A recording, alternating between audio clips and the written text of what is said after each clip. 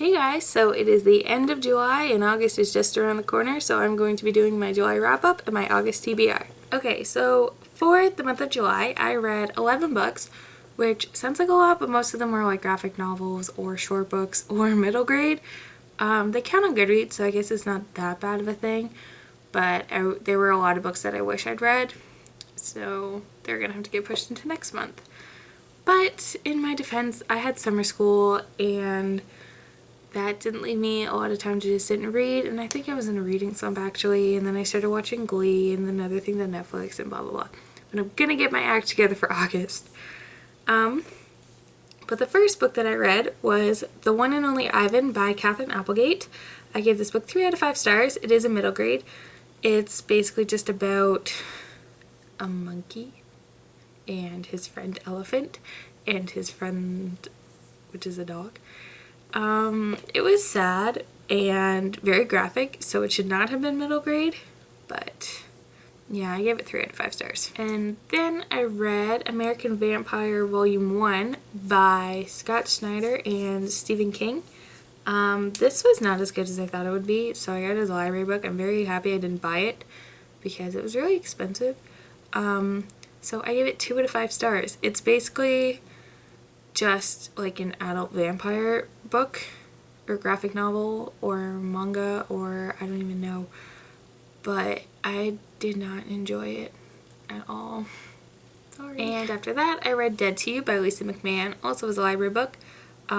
She's going to be at the book festival in September, so I just feel the need to read her books because I did really enjoy the Wake trilogy, but this one was only okay for me. I gave it 3 out of 5 stars. I think I did a review on it.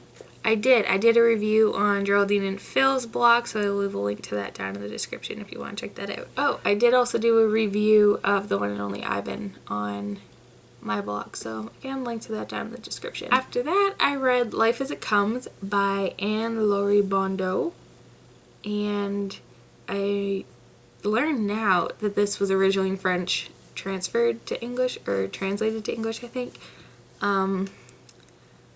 This one I did not enjoy either. It was very typical and just not that great. It was only like 200 pages, but it felt like it took so much longer to get through.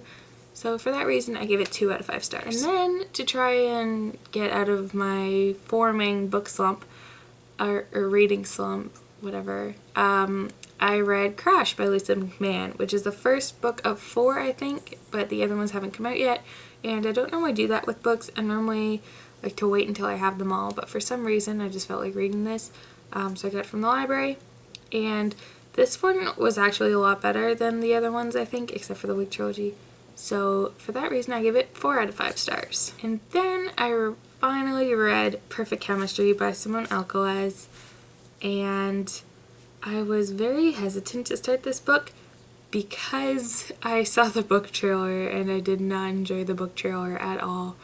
Even reading the first couple chapters, that's all I had in my head because it followed the exact same. So it's like there were no surprises, you knew exactly what was going to happen.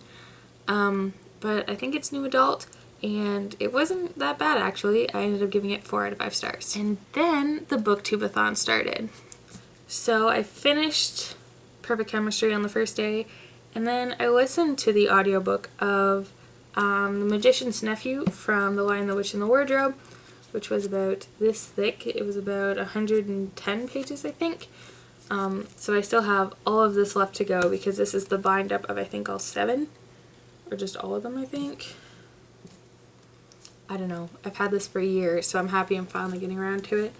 But it was also a reread for me of The Magician's Nephew, and it wasn't as good as I remembered, which led to me giving it 2 out of 5 stars. Then I also reread another book, which was Macbeth by William Shakespeare. This is probably one of my favorite works from Shakespeare, and probably the most tragic and gruesome, I guess. But I ended up giving it 4 out of 5 stars, because I do really enjoy this play. And then, to get back onto my manga thing, I read The Fifth Death Note,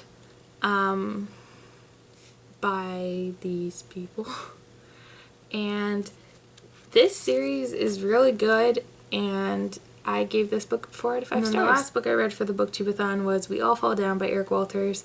This book is just very emotional and eye-opening and heartbreaking and just another reread, and I just really enjoyed it, so I gave it 5 out of 5 stars. And the last book that I actually finished this month was The Best and Hardest Thing by Pat Bryson. It was written in verse by Ellen Hopkins, about a girl that gets pregnant, and it was not that good, I'm not gonna lie. It was very Secret Life of the American Teenagery, but not as good, which is saying a lot. So I gave it 2 out of 5 stars, and that was being generous. It's probably closer to like 1.5. So those were all of the books that I finished, and now I can show you the books that I'm currently reading. Okay, so the books I'm currently reading, there are 5 of them. So some of these I'm hoping to finish maybe today. So who knows? But I'm currently reading Pretty Little Liars by Sarah Shepard. I'm about 10 pages through. I watched the first season and a half of the show, but that was a long time ago, when it first came out. So I figured I'd give the book a shot, but so far it's just not catching my interest. But it has to go back to the library today, so I kind of have to finish it. Then the book that I've been reading probably the longest is Sweet Little Lies by Lauren Conrad. I have about 100 pages left. I'm on page 189, if my bookmark wants to stay in. I just find this book is going by so slowly, and I've been reading this since Booktubeathon, and I still can't seem to get through it, but hopefully it picks up and I can fly through the last 100 pages today, along with Pretty Little Liars. And then I'm also about 106 pages through Percy Jackson and the Lightning Thief by Rick Riordan. Again, another book that just can't seem to capture my attention. But I really want to get through it because I've heard great things, and the second movie is coming out, so I want to read the sequel. And yeah, so I'm about that far through, and hopefully I can finish this month. Hopefully. And then I'm also about 120 pages through Icons by Margaret Stohl. It's not that this is a bad book, but it's just that it's so big and there are so many other books that I really want to get to. So I guess that's why I kind of put this down and haven't really picked it back up. But I would really like to finish it this month, just so I can take my TBR down and my currently reading list down quite a bit. So yeah. And then finally, I am 17 pages through in The Statistical Probability of Love at First Sight by Jennifer E. Smith. So, but this is a really small book, so I could probably knock this out within a couple hours. Again, it's not that it's a bad book, but it started off very slow, so I kind of drifted towards picking up other books. But I'd really like to get back into this and finish it because, again, it is so short. So, yeah, those are all the books I'm currently reading, but now I will tell you what books I want to read for the month of August. So, for my TBR, I'm kind of going with the theme, which is review books I have not read yet, because I'm a terrible person and people send me books to review and I don't seem to get to them fast enough. So I figured if I just spent a month reading review books, I would get a lot done. So I will show you all the books that I will be reading and reviewing for this month. The first one, well, probably in no particular order, but the first one I'm showing you is Light and Dark, The Awakening of Magnite, I don't know how to say that, by D.M. Fife. The author himself sent this to me, and it's very full pages, but I think it's middle grade. Yeah, it's about a 13-year-old, so hopefully it goes by very quickly, and I'm very excited to read this. And then a book that comes out this month, I think it's at the end of the month, that Simon & Schuster sent me is To Be Perfectly Honest by Sonia Sones. This book is written in verse, so I will probably read this one first, but it's still on the thicker side. But it's over 400 pages, so it'll go to my big book challenge. And then I will be reading The Forgotten Land, I'm Prince of Egypt, I'm sorry, I still don't know how to say that, by Josephine Kelly. This book has very big print and pictures, so this might be, again, probably at the top of my TBR. just so I can get them done. I think this book's already out. Yeah. So, very excited to get to this one. And then also from Simon & Schuster, which comes out in September, is Friday Never Leaving by Vicky Wakefield. And this one also seems very interesting. It's about a girl who's basically homeless and stuff.